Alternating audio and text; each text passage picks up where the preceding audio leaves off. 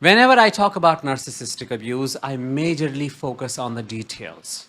I talk about specific things like 6 weird eating habits of a narcissist or 5 weird sleeping habits of a narcissist. Why? Because I believe trauma is in the details. It's only after analyzing these details we can understand why everything was abnormal in that relationship and what happened to you. For these reasons, in this episode, I am going to talk about 5 extremely abusive things a narcissist does that no one talks about. If that sounds interesting and you are eager to find out what this is all about, please consider subscribing before we get started because your subscription to my channel may help in spreading awareness about narcissistic abuse. I am Danish, a psychologist and a narcissistic abuse recovery professional. Welcome to my channel. Number one, narcissists gatekeep hygiene from you. Narcissistic parents withhold affection, but what they also withhold is the knowledge of bodily care. As you step into teenage, they don't show you the way. They don't teach you how to deal with your bodily odor. They do not teach you how to take care of your body hair, how to accept yourself radically.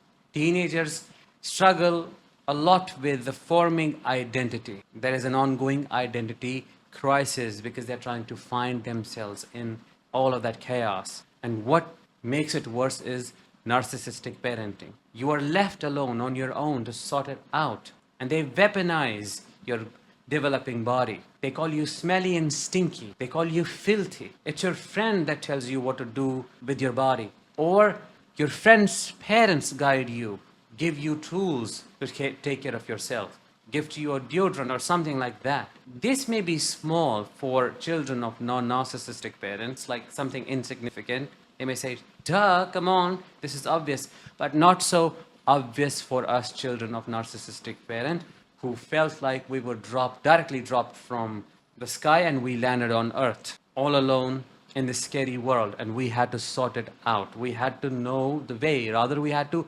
create the way for ourselves. There was no one holding the candle, no one holding our hand.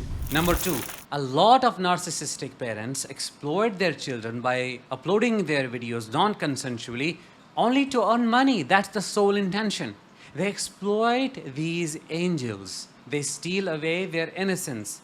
They destroy their happiness. They turn their life into a movie and they become a fictional character because no matter where they go and how they try to escape, there is a camera waiting in their face.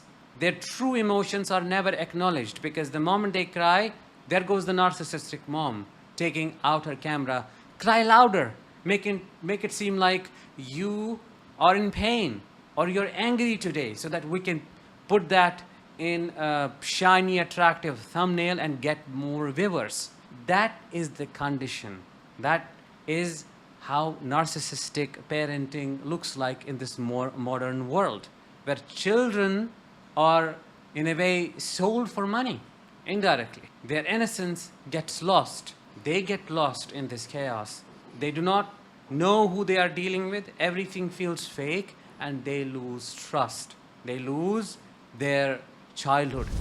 Number three, expecting you to work 24/7. Humans are not designed to stand for long hours. Like after a few hours, you need to sit. But for them, you have to keep serving their false ego. You have to cook, you have to clean, you have to earn, you have to take care of your children while they sit in the sofa and play a video game or chat with their friends. You are the one responsible for every single thing that happens in the house and outside of it. That is so unjust. But the moment you say, this is enough, I need your help, I need some rest as well, I am a human being like you become too sensitive. They compare you with so-and-so's spouse, so-and-so's wife or husband, and say, see, look at them. They work more than you. They also work out, and you're fat. What do you do in the house? You just sit, you're lazy. And you talk about wanting me to help you. I won't. I go and earn. And all of this is beneath me. You should do it. This is how they twist it. But the thing is, they use you, for the lack of a better word, like a slave. They use your labor as free labor. You're unpaid for it. And That's how resentment builds. That's how a lot of grief builds, because you lose time, you lose opportunities. You also want to go out there, live your life, explore your career, but all of that gets lost in juggling these all of these matters. Number four, they use toxic spirituality to gaslight you. Let's say both of your parents are narcissists, and one narcissistic parent is all into spirituality. When you come to them and complain about the other parent's behavior, instead of acknowledging and validating you, you will get to hear, you should forgive. That's why we are here. It's our karma.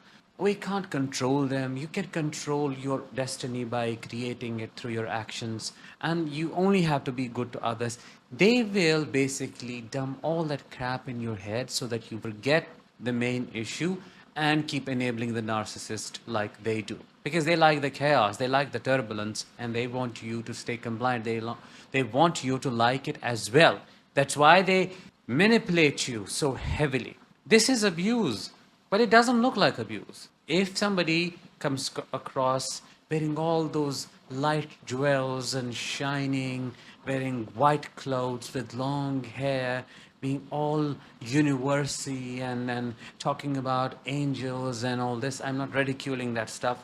I am interested in that. I'm just saying how it can be weaponized. How would you be able to kind of question this person and say they're evil? No, they don't look evil. That is the bias. But this is the type of the person who destroys you the most in the guise of being your spiritual guru or your parent. This is abuse, yet it gets suppressed. Most people do not talk about spiritual abuse, gaslighting you in the name of religion, in the name of God, in the name of scriptures, twisting facts, truth, and recreating a version that only serves their agenda is abuse.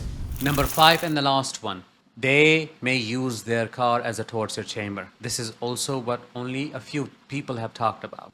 They know how to trap you. Let's say you get into a car with them and you change the song by mistake, or you wanted to listen to a different song, you didn't like what was playing.